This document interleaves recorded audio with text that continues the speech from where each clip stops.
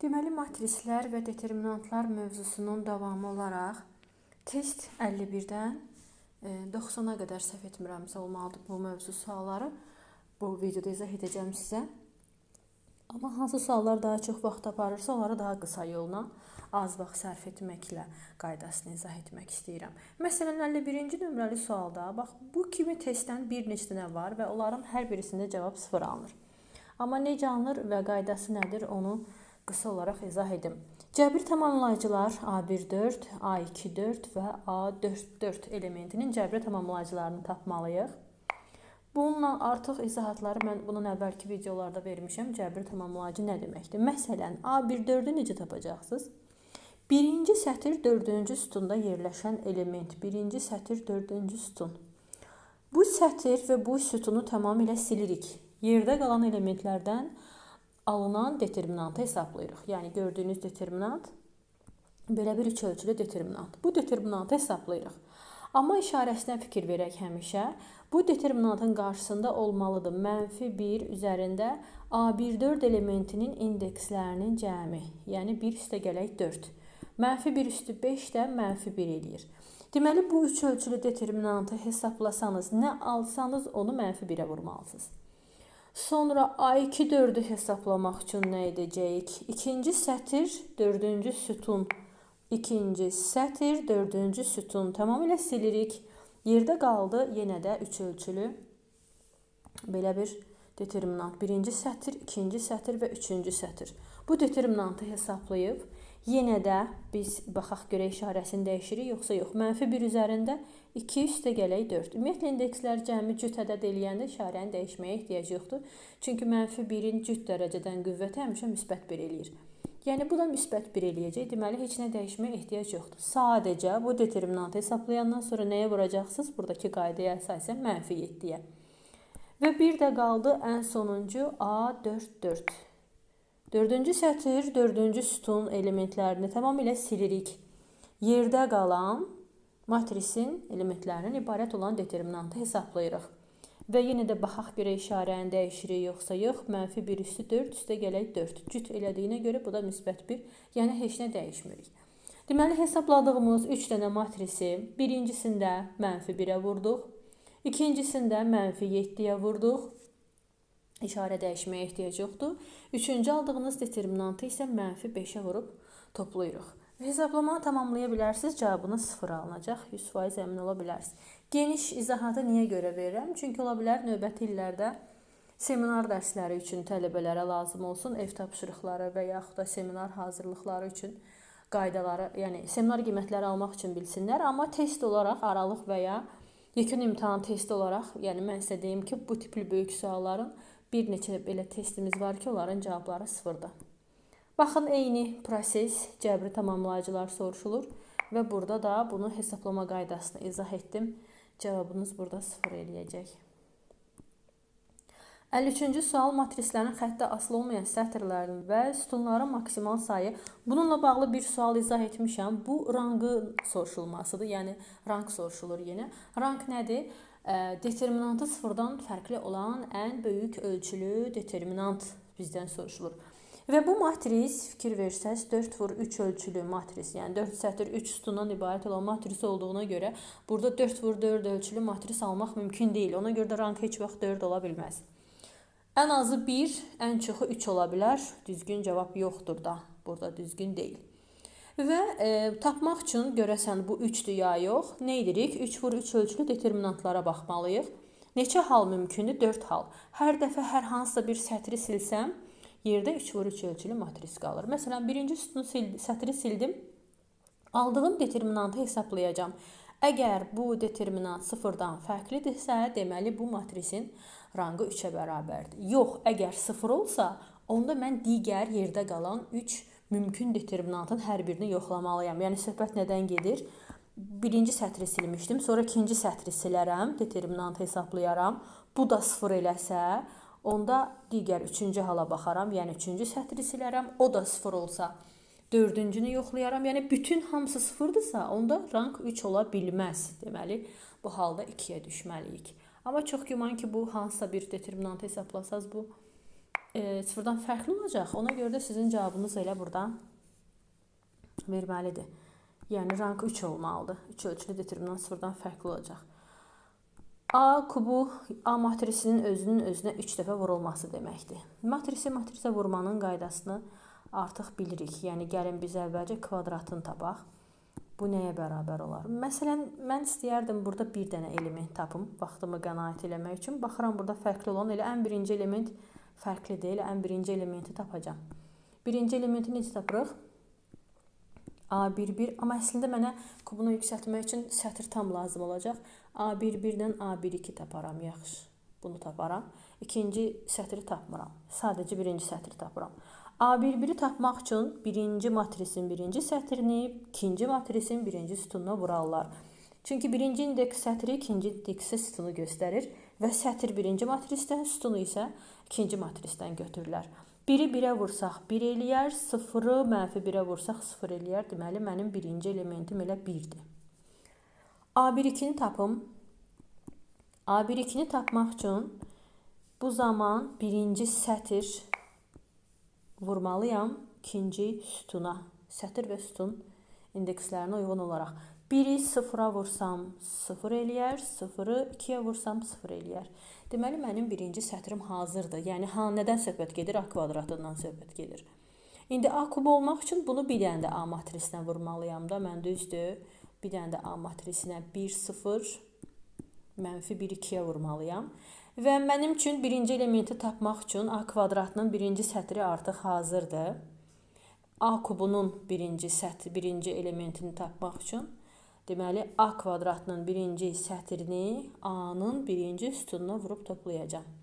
1-i 1-ə vuranda 1 eləyər, 0-ı -1-ə vuranda 0 eləyər. Deməli, A kubunun birinci elementi 1-dir. Burada neçə variant var ki? Bir variant var, ona görə o elə mənim düzgün cavabımdır. Yəni, misalı tamamilə tamamlamıram. Vaxtım getməsin. Heç ehtiyacım da yoxdur zaten. Matrisin inci sətrini sıfırdan fərqli sayı ədədinə vurduqda tərs matris necə dəyişər? İnci sütunu 1/c ədədinə vurulmuş olar. Burada hər hansı bir matris götürüb əslində bunu yoxlamaq olar.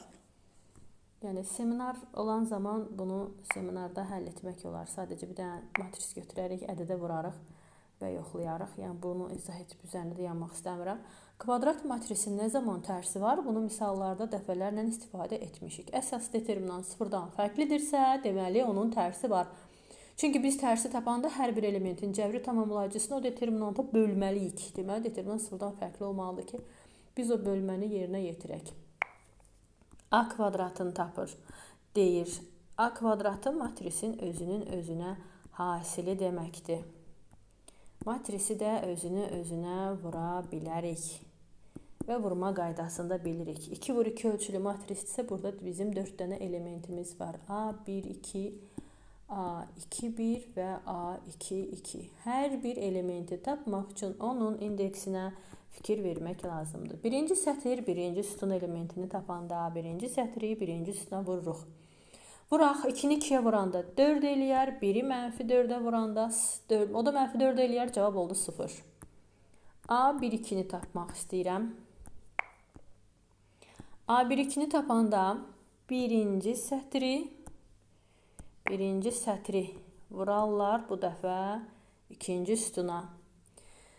2-ni 1-ə vursam 2, 1-i -2-yə vursam -2, o da 0 elədi. Birinci sətri 0-0 olan neçə cavab var? Birinci sətri 0-0 olan 2 dənə cavab var. Onda o bir sətri də tapsam olar. İkinci sətr birinci sütun elementini axtarırıq. İkinci sətr birinci sütun. Bu ikinci sətr, bu da birinci sütun. -4-ü 2-yə vursam -8, -2-ni -4-ə vursam -8. -8-dən -8 toplasaq bu da 0 oldu. A2 elementi ən sonuncu elementimiz. İkinci sətr bu zaman ikinci sütuna vurulacaq. -4-ü 1-ə vursam -4, -2-ni -2-yə vursam -4, o da 0 oldu. Deməli, bizim bütün elementlərimiz hamısı 0 oldu. Cavabımıza baxaq, bəli bir variant da var. Hamısı elementlər 0 olan. Matrisin rangı yenə də burada söhbət nədən gedir? Determinantdan. Bu determinantın özünü hesablayırıq. Əgər sıfırdan fərqlidirsə, ölçüsü, matrisin ölçüsü determinant rang olur. Yəni onun qiyməti ilə səhv salmayın. Məsələn, gəlin mən bu determinantı hesablayım. Baş diaqonal elementlərini bir-birinə vuracağam. 12. Üzərinə gələk, paralel olaraq getməliyəm. -1, -1, müsbət 1, müsbət 1 eləyir. Yerdə qaldı 0, 4, 1. O da 0 eləyir. Çıxılsın. İndi çıxıram. Yan diaqonal elementlərin hasili 3 eləyir. Yan diaqonala paralel üçbucaq bu da 0 eləyir. Çıxılsın. Yerdə qaldı 4 - 2, 1. O da 8 eləyir. Çıxılsın 8 bərabərdir. Neçə almışam? Neçə aldım? 12, 1, 13. 13-dən 3 çıxdıq. 13-dən 3 çıxdıq. 10 qaldı. Ondan da 8 çıxdıq. 2 qaldı. Bu determinantdır. 2 mən determinantı tapmışam. Yəni söhbət ondan gedir ki, determinantın qiyməti sıfırdan fərqlidirsə, onda bu determinantın ölçüsü, yəni 3/3 ölçüdədir də bu. Bu ölçü rang deməkdir, ölçü. Yəni determinantı 2 alıb cavabı da 2 götürməyin ki, axı mən determinantı 2 almışdım. Determinantı 15 alsam o demək deyil ki, rangım 15 olmalıydı. Rang ölçü deməkdir. Hansı determinantı hesablamısınız?